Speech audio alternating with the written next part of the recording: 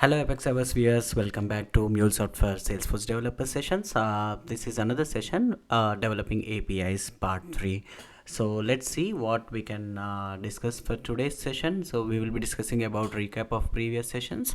Then we will be starting to connect with external systems. So that is the reason I have jotted out some points like things to remember when connecting to external systems.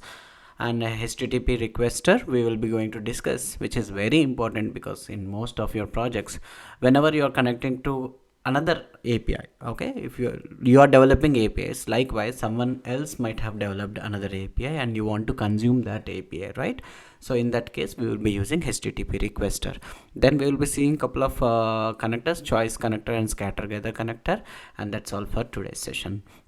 Without wasting time, let's discuss what we have discussed previous sessions. We have completed our data view 2.0.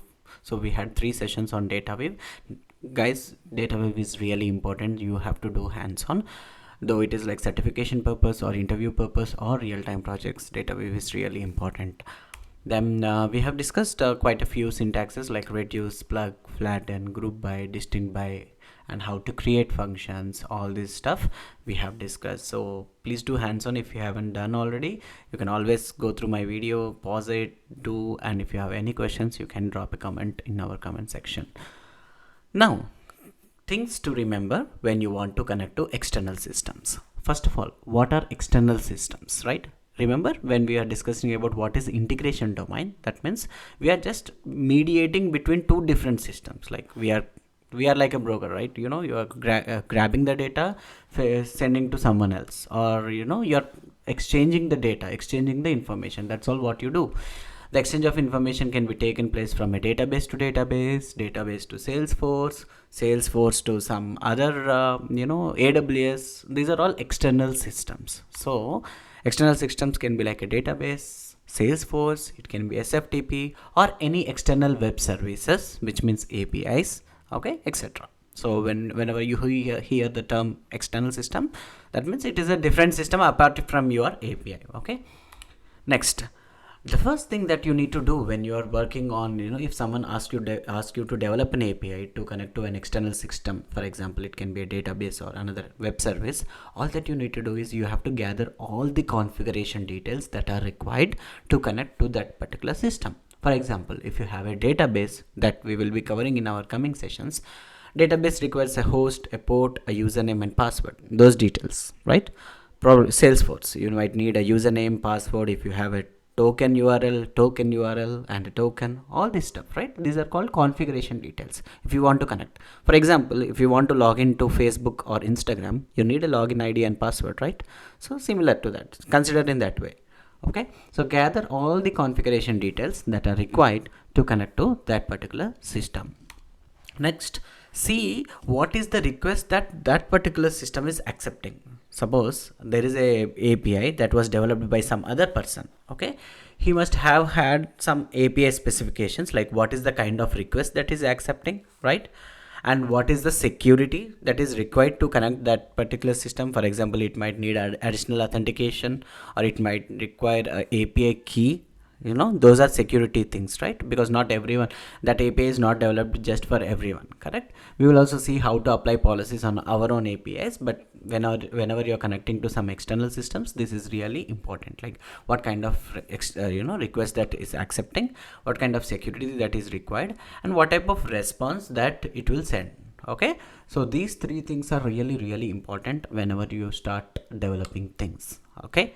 Next, and good to also know how much time that system is taking to respond to us, okay, so that we can configure these timeout responses whenever or wherever you see. Suppose it is like by default it will be like 60 seconds, but if your external system is taking more than 60 seconds, for example 90 seconds, then we have to configure our timeout response with the same time. All right, so these are the things that you need to remember when you want to connect to external system. So let's start with HTTP request connector, which means we use HTTP request connector to call other web services or APIs. Both are same here. Okay, so HTTP request connector is used to call other web services. So we are with the external systems concept, we are going to first try to call another web service using HTTP requester. Then it can be placed only in the process area. Remember, if I when I explained HTTP listener, I might have included this point, like HTTP listener can be placed only in source, because that is where you are calling, you are receiving the request, you are listening to the request, so that is listener. Here you are requesting someone, that's why it is called as HTTP request. Okay, and it can be placed only in the process area of a flow or private flow or a subflow. Next, we should make sure that we send all kind of proper inputs to HTTP requester. It can be URL, I will show you in the hands-on as well. It can be a URL, it can be a method, it can be input payload, what it is accepting. Input payload can or cannot be there. Okay, then external service. Okay, attributes like query parameters, headers, whatever the other service. It's like, you are going to your colleague's home or your friend's home. They have some set of instructions to come to your home, right? For example, they have a way, and there is a way that you have to follow to go into the living room, right? You have to follow the path, all this stuff. So it's kind of something like that. There are some set of instructions that person might have configured from their side, and we have to follow those instructions. So this is how the requester connector, HTTP request connector looks like. And few more informations. There are some mandatory configuration details. Again, whenever you are connecting to any external systems, it can be a database, it can be a web service, it can be a Salesforce, there are some mandatory configuration details required.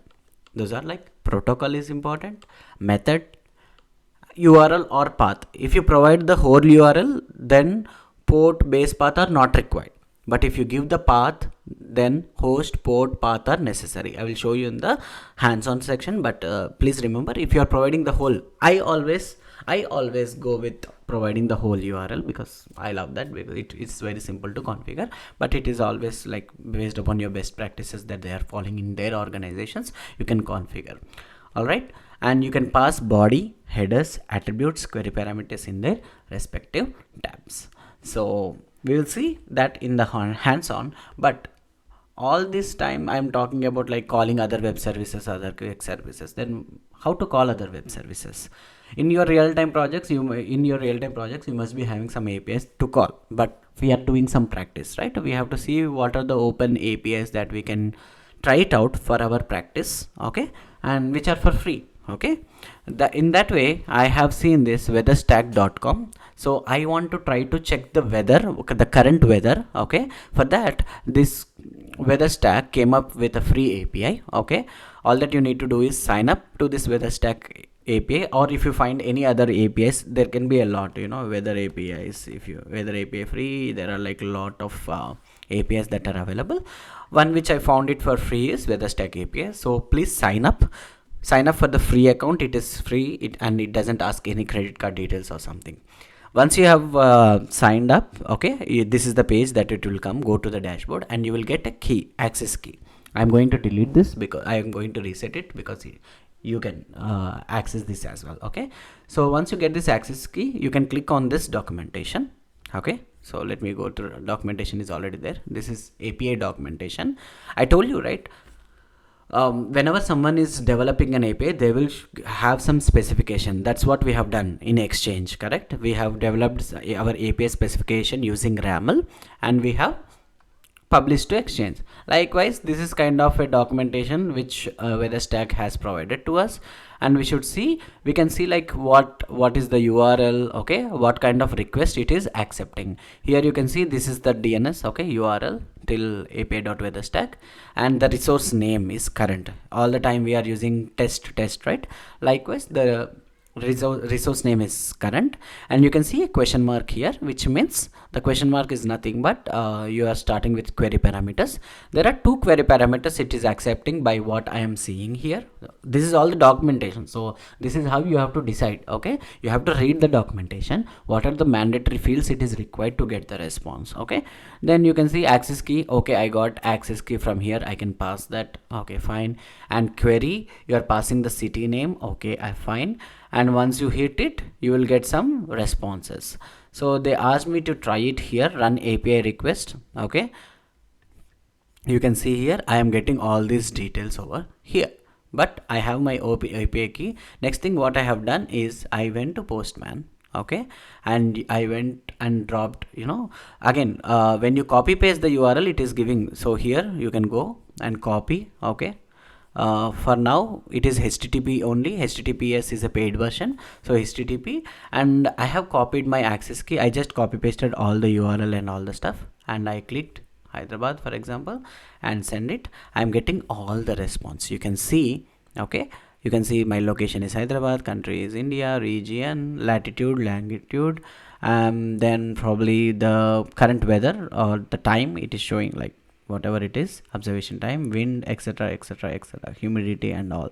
Okay, so this is what it will give, the weather details. So for example, if I need some weather details, you can always make use of this API and to get the response. Okay, this is our requirement. Now this I have manually copy pasted in the Postman and I try to send it, right? But now let's try to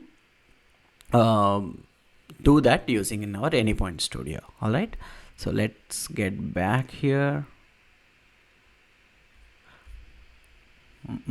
Go to my Anypoint Studio. Okay, you all know that we are using this transfer message, blah blah blah blah blah. Now let's follow the rules of our APIs. So where is our this one? Yep. So mandatory configuration details and all. Before that, we have to go with things to remember. Now things to remember, gather all the configuration details. Yes, I have some configuration details, for example, like key, okay, and the URL, etc. Yes, I do have configuration details which are required. Security, I think that is the API key that here we are using. Next, we have to see type of response. I have already tested it and I saw the type of response, but I don't really want all these details. That is what APIs are meant for, right? If I send this, if someone is asking the temperature in Hyderabad, if I send a response like here, and a person who is non-technical, does he know what all information it is, right? No, we have to modify the response. So I will say like, hey, the current temperature in Hyderabad is 22 degrees Celsius. Okay, this is like in Celsius probably. So 22 degrees Celsius. That's all I need here, right? All right, I know that type of response and type of, see what is the request that particular system is accepting. So that request is nothing but it is probably get method. Okay, send it, yeah, get method. And what is the request that is accepting? It is accepting two query parameters. One is access key and query. Okay, that's all I see for now. So let's go and configure it. Okay, so now there is a HTTP request component. So HTTP request, here you can see this one, drag and drop here. Let me delete all the other loggers and all the stuff here. All right, so this one, okay, this is our data view session, ignore. Now HTTP requester, as I always say, first the display name has to be changed. Okay, so weather API, this is something. So you can see this is a listener and this is a requester. Listener is you are listening to a request. Requester is you are requesting someone else. Okay, this is our API and this is someone else API. Okay, so configuration, that is mandatory details, right? So mandatory configuration details, just click on plus. In my scenario, everything is by default. I am using protocol as HTTP. I don't want to give any host and port because I wanted to use the full URL. Okay, I wanted to use the full URL. So just click on OK. Okay, and coming back to our documentation, because I always follow the slides, like whatever I'm reading I wanted to show you. Like I told, like it can be placed only in the process area. Let me put my this thing here. So process area, this is the process area, that's what I told here. And URL, method, input, payload, blah blah blah blah blah. Okay, URL and path, this section I told, like if you provide whole URL, okay, then the port and base path are not required. Now what I will do is, I have my Postman here. Let me first take till the base path, okay, till the current. I'll go here in the URL section, I can paste it as it is. If I am enabling FX, then you have to put this in double quotes, because this is a, what do you call, this is kind of a string, right? So I can use in either way. Like if you are not using FX, then please remove the double quotes. Okay, okay, fine, I have configured the URL. Next, what is the other thing? query parameters. So here, is there any body in the request that it is asking? No, there is no body that the documentation is showing to provide. The only thing it is asking to provide information. I told you, if you remember in our previous sessions, the request can be in any form. It can be in query parameters, URI parameters, body, headers, anywhere. But here, this API is accepting only two query parameters. One is access key. I will go here and I will go to the query parameters section. Here, there is a separate section here. Remember, you can pass body, headers, attributes, query parameters in respective tabs. These are the respective tabs. Okay. So I will click on query parameters. I will click on plus symbol here and then go on fx. This will give me the data view view. Okay, so click on fx. By default it is always application Java, and now you have to pass this key and value. So what is our first query parameter? Our first query parameter is access key. So go here, and what is the value? Value is nothing but the value that I have it here. Okay guys, again this is for free, and if I refresh this, you can see already I have sent like 6 requests. So I think by default it has only 1000 requests free, so try to use it wisely. Okay, so value here in real time also, whenever someone, if I told you right, when we are discussing with make my trip example, so whenever they are calling some different airlines like Qatar, Air India and all, it's not that it is free for make my trip. They have to, you know, subscribe to those APIs. They will pay for the APIs. That's why you will get all those internet handling charges and all right. Access key is there. Again you have to pass one more, which is nothing but the city name. Okay, so query is, that is nothing but the query here. So query, okay, query instead of hard code. So first let me hard code the value. Okay, Hyderabad for now, because this is the first time I am creating, so I always go with this process. All right, then after that, what I always do, though it is not required, because you can see by default it is a JSON response that you are seeing, but it's always good to keep a transfer message and simply keep the same application JSON and type payload. It's always simple, you know, there's nothing wrong in doing this. All right, so we are good with this, and let me run it and see. I will just run it. This I am running on my local, so let's see what is the response. So now you are consuming the API. So let us create this one. So test is my name. Now I don't want to pass any parameter here. So this one, when I run, it should get the same response that we are getting from the weather API.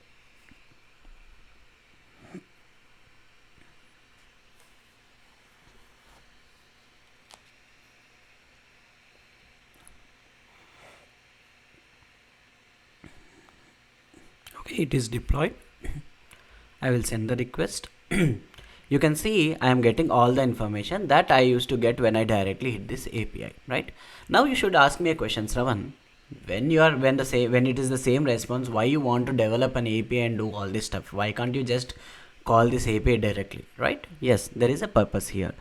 As I said, like, I don't want to, first things first, here every time I send it, I'm getting the, you know, temperature for this city. Okay, but I don't want for only one city. I want something like, I want to pass my city name here, because imagine if you are using this particular API by a layman person who don't know anything about technical things. He doesn't know what is meant by query and what is Hyderabad, like, you know, why should I send this city name inside a query? So it should be something meaningful. So what I want to do is, if I type city and pass Hyderabad, then it should give the response here. Or London, if I say London, it should give the temperature of London. Okay, so first let's make that change here. How to do that? You know that you are passing your query parameter. Okay, what I will do is, first of all, I will save that particular query parameter into a variable. Okay,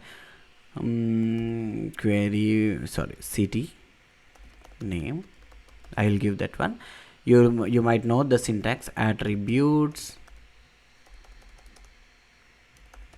dot query params dot city, because this city I am passing here. Okay, city, I am saving it here. Why I am doing this? Like, again, I told you, right, whenever you are connecting to external systems, attributes will override. I will stop the application, I will use the debug mode so that you can see. Again, have some meaningful name here. It's always better to copy paste the display name here from here. This is the city name, and here we need to make a change. What is that change? Always we are like, if you go here in the query parameters, always we are hard coding the city name as Hyderabad, but in this case I want to dynamically pass the city name. So I have stored my city name where's dot city name. Okay, now whatever city name you are passing, it will come over here. All right, so now let me debug. And why I am debugging? Again, to show you how it is going from one connected to another connector. That is the how we are passing the mule event. Everything what it is passing from one connector to another connector is a mule event.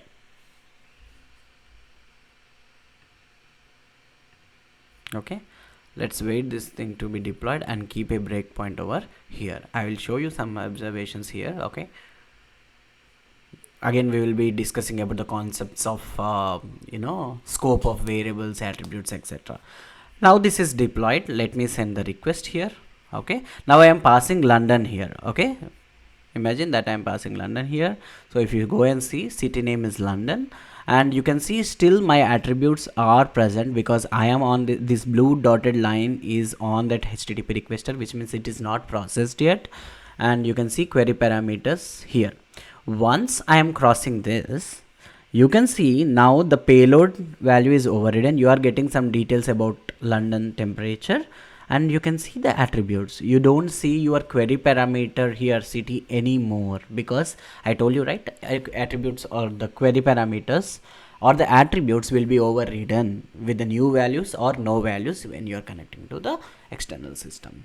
Now just resume it. You can see London temperature, which is 14 degrees. Now if you can see, like New York is done. For example, let us take another city like Dallas. Okay, send it. I am not going to use this again. Now you can see Dallas temperature here. Okay, it is 27. Clear? So this is how you can ask your consumer to pass a city name, which it is better than passing that as a query.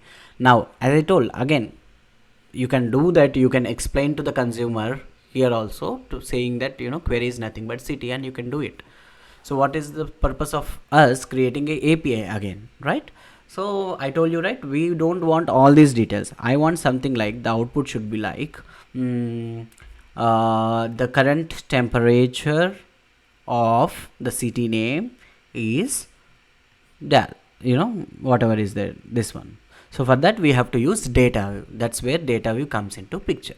Now I told, like, now here I am trying to put all the data, all the information what is coming from API. But now that I know the sample here, the data, what I can do is hello, okay, plus plus, or here only I can say hello, the current temperature,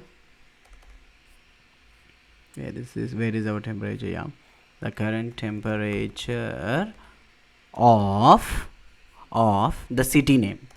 City name, either I can use like payload dot location dot name, or I can also use the set variable names. Then you will understand the concept of why we are using set variable, right? So what I will do is of where's dot city name plus plus double quotes. I will give a space because so it will be like something like hello, the current temperature of Dallas is plus plus. Now we should know where the temperature value is being displayed. It is here. If you consider this as whole payload, it is payload dot current dot temperature. Okay, so I'll go with the same syntax. If you don't know, you can always use data view playground. Like for example, if I copy this test payload, and if you go to data view playground, this is only for once I am going to show you, but hereafter I will be directly doing this. So just put it here. So whatever syntax you are writing, copy this. Okay, try to put it here, So city name you won't get hit here because we are not saving any payload dot where is the city name, location dot name, okay, is payload dot current dot temperature. Can you see here? Right, hello, the current temperature of Dallas is 27, right? More simple. So I know this syntax now. Okay, I will go here and I will paste it right away. Either here you can use either payload dot location dot name, or you can also place vars dot city dot name. For now I am keeping as it is. Okay, then save it. Now I don't want to run in a debug mode, I will run in a run mode so that we'll see it better.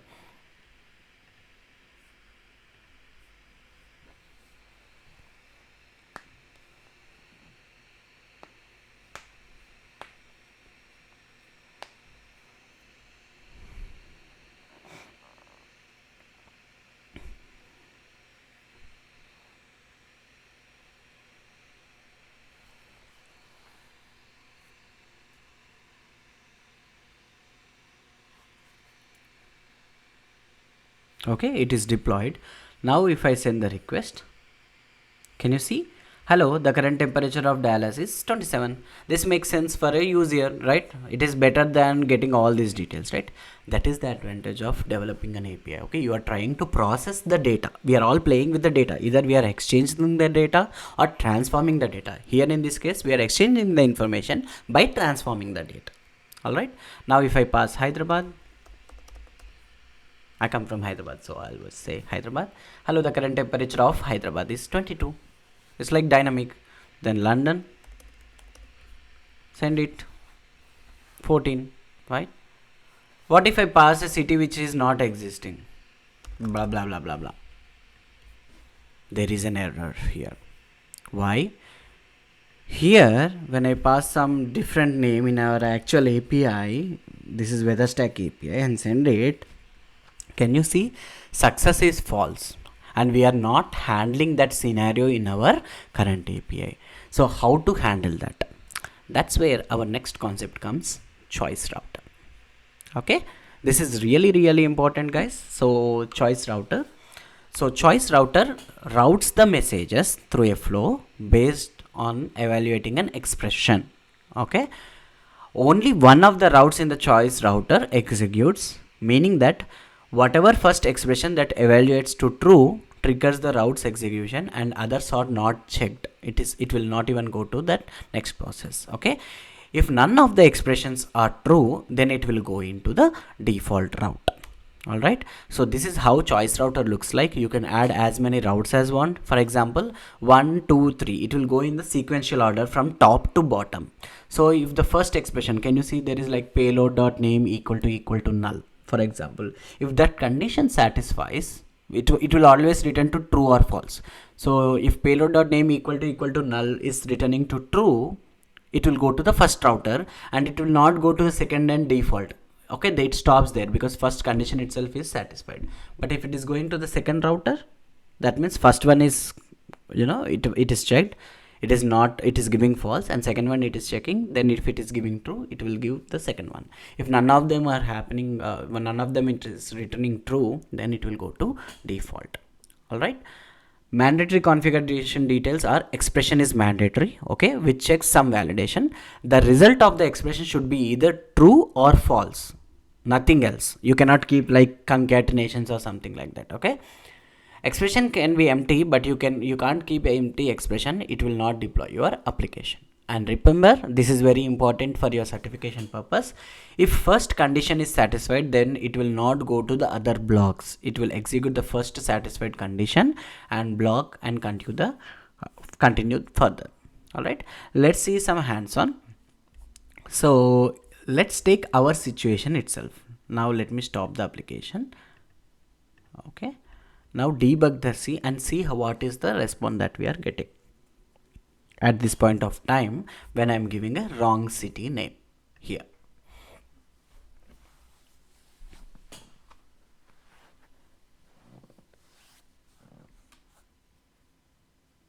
First I will give you an example. When we are discussing here, we have another component also, scatter gather.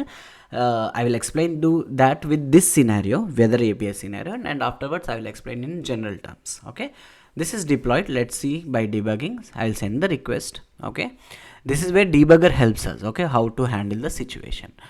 Now next, okay, I am getting some response, but that response is nothing but success false here. So what I have to do is, now if I go here, what it is happening, it is failing. Why it is failing?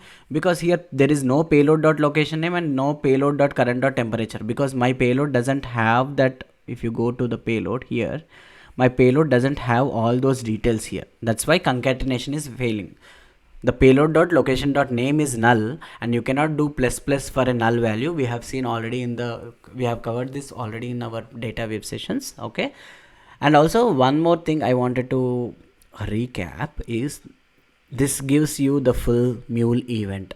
Okay, I told you, right? Mule event is a combination of mule message plus variables plus error information, right?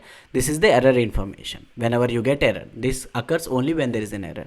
And mule message is nothing but attributes plus payload. Attributes and payload, and variables are separate.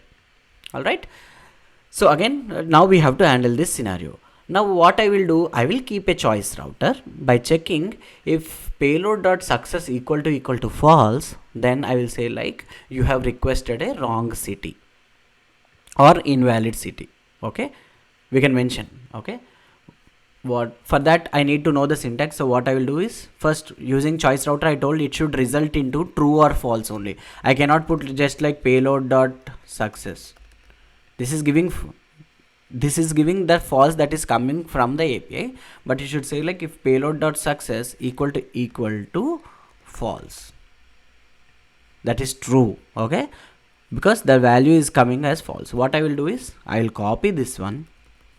Okay, I will resume my thing, go to my design mode. In development mode, you can't see mule palette. We are in debug mode. This I have already explained you.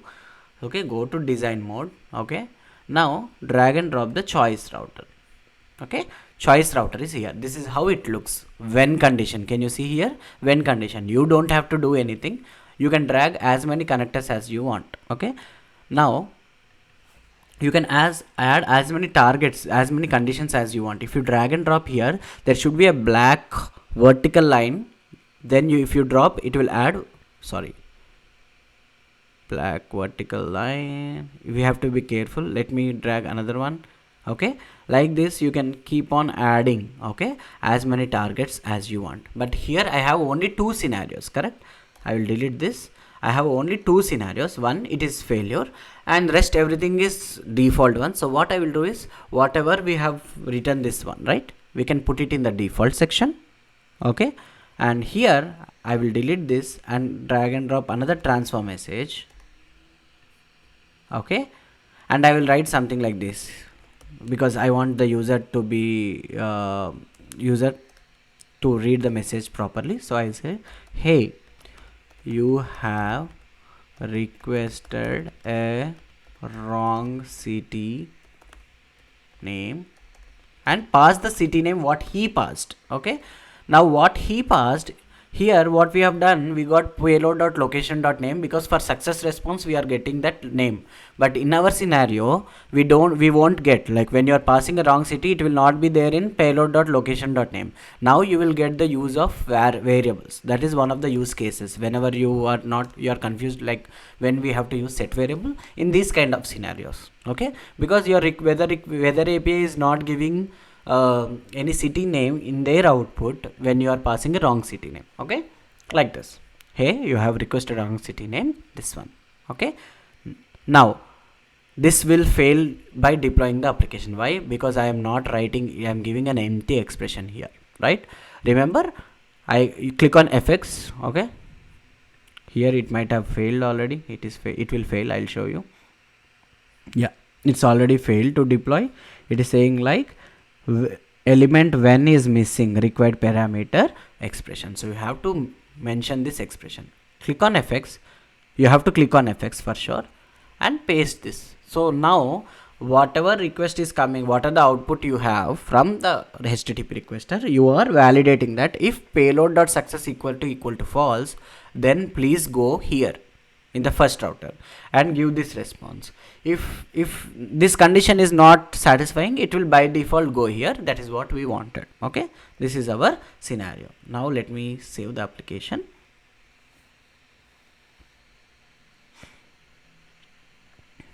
Alright, the application has started. Let's debug the application again. Send the request with the wrong city name. Okay, there is no city with that name. So here we are. Go here. See how the payload that is written from the requester. Success, false. Now if payload.success equal to false, it will go here. See how the debugger point is going. Okay, it is going here. The reason is the first, so it will execute one by one. Okay, as this is like success, if this condition is satisfied, it is going here, and it will never go to default because this condition is satisfied, and it will come after this. Okay, and go here and see what you are saying. Hey, you have requested a wrong city name, blah blah blah blah blah. Now if I pass the correct city name, Hyderabad, send it. Now your payload is different because it is a success response, and this condition is not getting satisfied. So but it will execute this condition first. It will go step by step. As this condition is not satisfied, it is going by default, and you are getting success response here, right? Hello, the current temperature of Hyderabad is false. So that is the advantage of. Now I'll remove the debugger point and see one by one. Like again, London, if I pass, if I send the request, it say hello, the current temperature of London is 14, and if I pass some other random name, hey, you have requested a wrongs. This is the use of developing an API, and this is the use of choice router. Okay, choice router also you will be getting couple of questions in your examinations, so you have to be very good, guys. This you cannot, this should always return true, or either true or false. It should not be like randomly if you remove payload.success, the expression will fail, because this expression should always lead either true or false. Yeah. Now let's stop the application and see what is our next connector. Scatter gather. The name itself is like scatter and then gather, right? First scatter into multiple, how many targets you give, okay, multiple requests, and gather all the information at a time. Okay, so scatter gather sends the request message to multiple targets concurrently. This is important. Okay, concurrently means simultaneously. And then it collects the responses from various targets, aggregate them into a single message. Okay, very simple. It's very simple, not complicated at all. Then it executes routes concurrently instead of sequentially, unlike choice router. Choice router, it is going sequentially, first one, second one, and then third one. But here scatter gather, it will execute concurrently instead of sequentially, but it will wait till all targets are executed. This is very important point when it comes to scatter gather. It will wait until all targets are executed. Output payload is always the combination of all targets, and each target output has whole mule event. When I say mule event, payload plus attributes, like you won't be having variables, I guess, but the output, each target has the output with payload and attributes. So next important thing, it is always best practice to wrap every target within try block with on error continue. This try block and on error continue I will explain you in error handling sessions, because if any of the target fails, that is my next point. If any one of the target fails inside scatter gather, the whole process will fail.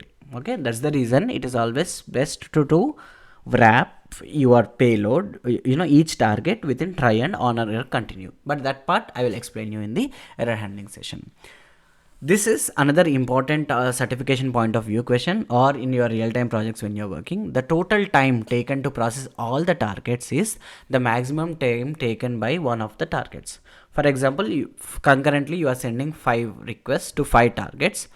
One target is taking 1 second, second target is taking 2 seconds, third one 1 second, fourth one 2 seconds, fifth one is taking 3 seconds. Then the time taken to execute this scatter gather to get all the responses is whichever is having high response time, which is like 5 seconds, right? The fifth, I told you, the fifth target is taking 3 seconds. So the time taken to process all the targets is 3 seconds. It's not the combination of 1 plus 1 plus 1 plus 3. Okay, it's always the maximum, because by the time other targets are also processed, because it is concurrently processing. So this is how it looks. Okay, scatter gather. And this is how I told you, right? Multiple targets. So 0 is the first target, 1 is the second target, and you can see attributes, payload, etc. And if you want to get only the payload value, you can always use like payload of 0 dot payload, that will give the first target value. Payload of 1 dot payload will give the second value, something like that. Okay, let's do the hands on. Okay, and let's try to apply that scenario in our case. Okay, for now let me delete choice router. Before deleting, I will keep this transfer message separately, because I want this transfer message. For now this is not required, because in my use case I'm not going to use this. Let me delete choice router and keep this one here. Now I have a requirement where I will pass, okay, I will pass two city names, okay, through body. You can pass it using query parameter, or you can pass it through body. Okay, my requirement is I will pass something like this: city1 and city2 equal to Hyderabad, and I want to get a response with the two city details, weather, temperature. Okay, how to do that? That's where I told you, like, we use scatter gather. See what I'm doing here. Drag and drop scatter gather here. Put this first HTTP requester here in the first target. Again, the black vertical line is very important to place it. Okay, what I will do is I can copy paste, or I can just use another HTTP requester and paste it here. These are multiple. This is what I am talking, multiple targets. You can add one more also. So these are like multiple targets. Okay, whenever it comes here in the scatter gather, whatever mule event, when I am talking about mule event, it is variables, attributes and payload. All these three of them, it will send a copy of each mule event to each target separately, concurrently. It's not like it will execute the first one, then it executes the second one, and then execute the third one. All three will parallelly execute and come back here, and I will show you what is the type of data that it will have. Okay, for now I want only two targets, because I want only two city details. That means, see, this API can handle whatever API weather stack API that we are using, right? It can give only one city at a time, so I cannot help that. Now that is the beauty of this developing APIs. Now there is another type of requirement for the customer, that when he is sending two city details, he should get two city details at a time. So that's why we are developing this API to get that functionality. Okay, scatter gather is there. For now I will delete this one. You can do, like, you can click on this, copy, control C, control V, or if you are using Mac, command C, command V. Okay, there is another weather API.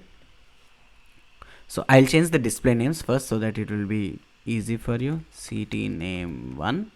Okay, city name 1, and I can drag this and keep it here in the, whenever you see black vertical line here, it will come down. Okay, so let me first stop my application. Did it stop? Okay, yeah, here, this is another target. So let me put here this as city name 1.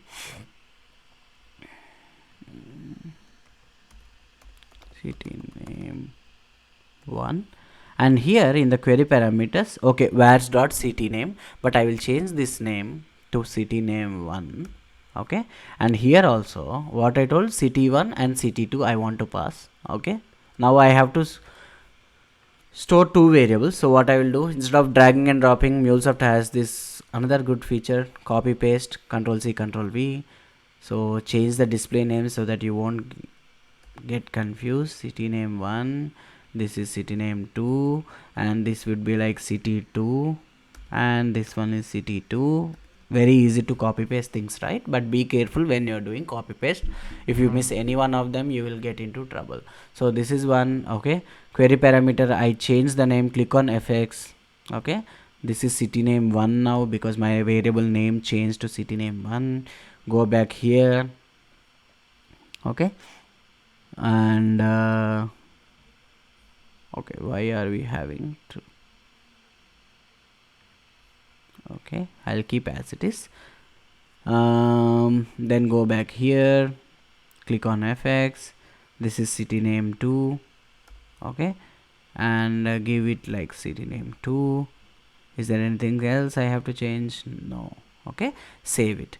Now again, this kind of information you need for each one, so put it here, Control C, Control V, put it down here. Okay, every time when you are doing here, so here for transfer message, if you want to change the display name, you can click on rename here. Okay, put it here.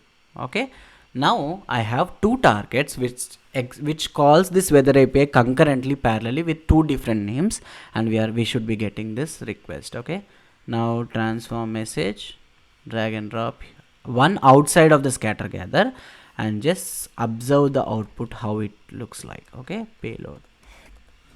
Again, we will try to organize the payload, but for now let's see how scatter gather works. I told you again, this when you are running in a debugger mode, scatter gather will show you different ways, because I told you, right, this executes parallelly, so you might not see that functionality on the screen when I'm debugging, right, because it goes randomly here and there. But please remember that whenever there is a request, when you pass this scatter gather, two threads are passed simultaneously, parallelly. Okay, and but for example, if this first target, time taken for the first target is taking 5 seconds and time taken for the second target is taking 10 seconds, it will still wait all the targets, means there are two targets now, it will wait for the two targets to complete, and then only it will come to this transform message. Okay, it is not something like, when this first target is completed faster and it will come immediately to transfer message. No, it will not do that. It will wait even for the second, it will wait for its friend to complete their process, and then only it will come here. Okay, and the time taken to process this scatter gather will always be the maximum time that this target is taking. For example, my first target is taking 5 seconds, my second target is taking 7 seconds. Then to come out of this scatter gather, the maximum time the time taken to come out from the scatter gather or process the scatter gather is 7 seconds. It is not 12 seconds.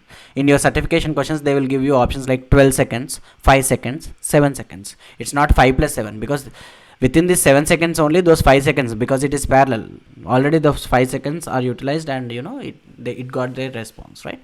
So this is 7 seconds. All right, now it is deployed. Again guys, you might not be seeing it properly, so London and Hyderabad, two things. Okay, you can see here there are two variables now, city name 1 and city name 2. Okay, now it will go randomly. Okay, it will go here, then here. I am showing you this is something like it will run parallelly here, here. Okay, and when it comes out of this, now you can observe the payload is something like this. In my screenshot I have shown you, this is the first payload of 0, which has all details of which is the option. What is this? Let's see, let's resume it and see how it looks. Okay, so this is how the scatter gather output looks like. I will minimize this. There are two targets, 1 and 2. There are two targets. The first target is the details, which have all the inbound properties, attributes. So these are attributes, just minimize, not required. And payload, can you see here payload? Here we don't want attributes, but can you see the payload?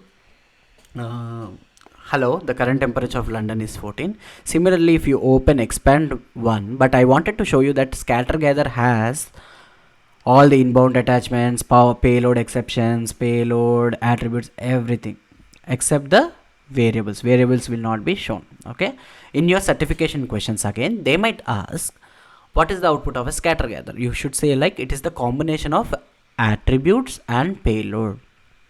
Okay, and this is an object, it's not an array. You can see curly braces, so it is outside part is curly braces. This is an object. Now you have two targets.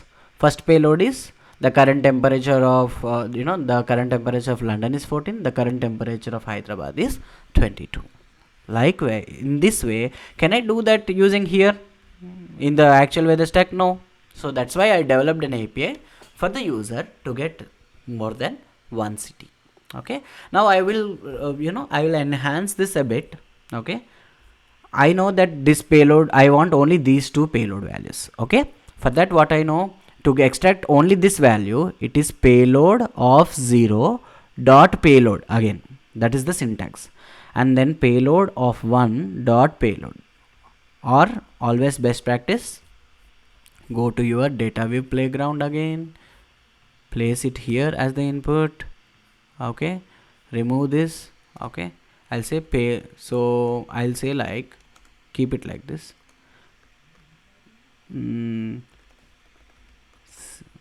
First city, temperature, so payload of 0 dot payload.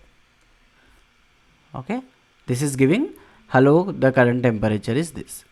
So that is the use of data view playground. Okay, so I will just copy paste again this one, paste it, second, this is giving this one, Hyderabad temperature. Very simple. So what I will do, I will copy paste everything and paste it over here. Now I will not run in a debug mode. Okay,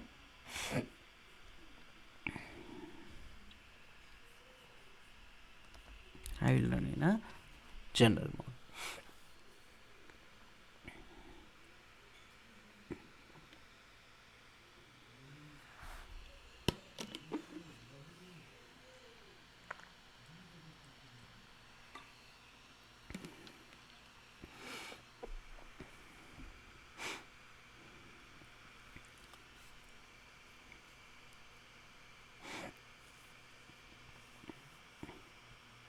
Okay, it is deployed, and if I run it, you can say my response is more sense, it makes more sense now, right? This one. And if you want to pass Dallas and send it, you can see Dallas. If you want to send like Moscow, right, you can see here.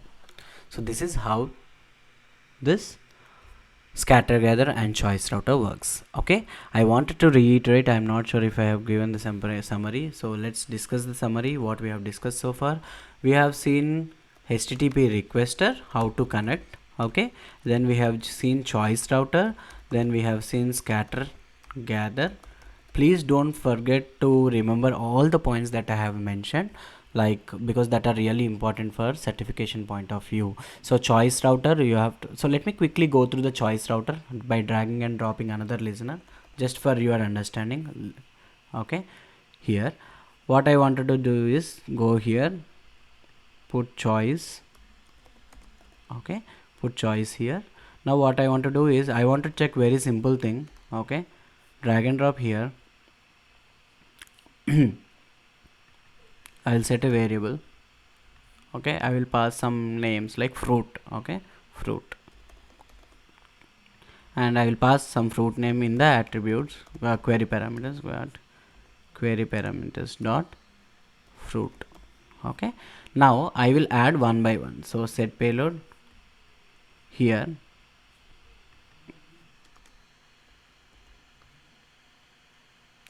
apple. I'll just simply keep apple. This is apple, or I'll just keep apple, it will be more easier. So here fx, again you need to click on fx for expression. I have to evaluate like vars dot fruit equal to apple. Okay, and set payload. In certification question they will not give all the detailed questions, so they will give mostly like, most probably like, okay, this, they won't show this value here. Okay, that they are setting. By looking at this screenshot, you have to understand that the value that is set is apple. Okay, that's why I'm giving that.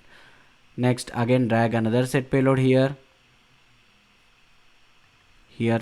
banana. Okay, and again expression here,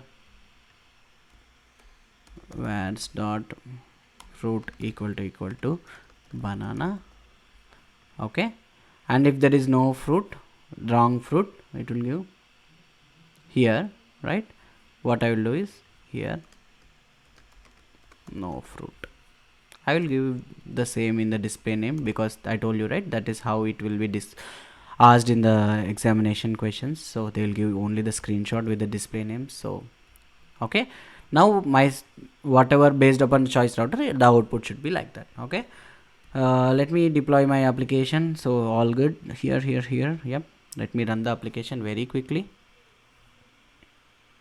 So whatever fruit name, now let me put another request, localhost, this is choice, right? My resource name is choice. Okay, payload, like instead of payload, what we have given, fruit. Okay, fruit equal to apple. Okay, let's see what it happens when I'm passing apple with lowercase a. Okay, oh sorry, I have to debug so that you can see properly how it is working. So let me put a variable.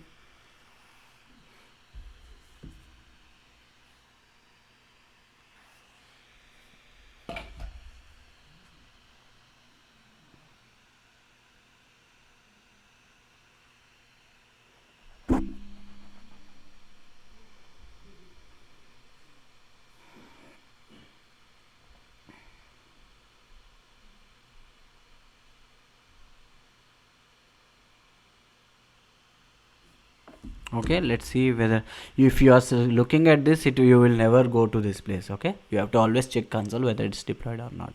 Now let me send the request. Okay, now you have to guess in which of this target. So it will go sequentially. It will execute first, it will execute second, and then it will go to default. Tell me which of these will go. Now which of the targets it will route it to. Why it is going to default? It has first executed this, which means it is not going properly here. To verify that, what you can do is vars dot fruit name equal to or vars dot fruit, right, equal to apple. Okay, when you evaluated, that is giving false. That's why it came out to the second target. Then it executed that you won't see it here, but it will execute. Okay, second it is checking, that is also false. That's why it is going into default. Why it is not going to the first one? Because it is a case sensitive.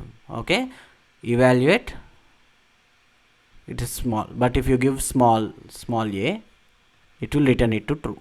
Okay, so that's why it's saying no fruit.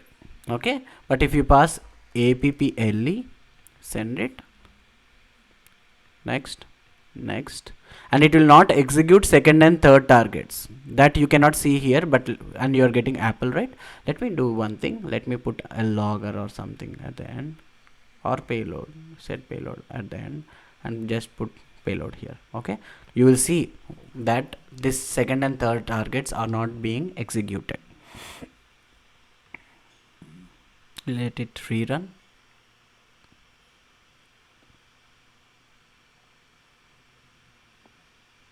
Alright, it started. So send the request. So it is here. Next, it is satisfying the first condition because it is returning to true. So I told you, right, this choice condition should always return to either true or false. Equal to apple, that will result either true or it is false. Okay, boolean. And then it will go here. It is not executing. Can you see? It is not executing this one and this one. It will go here, and you should see apple. And if you type banana, send the request, it will go here. It will directly go here to the second router. That doesn't mean that it is not executing the first. It has executed first one, but it is giving false, so it went to the second router. And go next, you're getting banana. And if you give some random number, send it, it will execute first target, second target, both are giving false. That's why it will go to default. All right, so this is about choice router. So coming back to our scope, so we have discussed HTTP requester. Please do try it out. Please make use of this open API, which is for free. I already probably might have sent multiple requests. So already 29 times I have sent it. Okay, and then choice router, very important. Scatter gather is also very important. Please don't forget this point. The total time taken to process is the maximum time taken by the individual target. All right, so this is all about developing APIs part 3, and please do follow us on social media in Twitter, LinkedIn, and our website.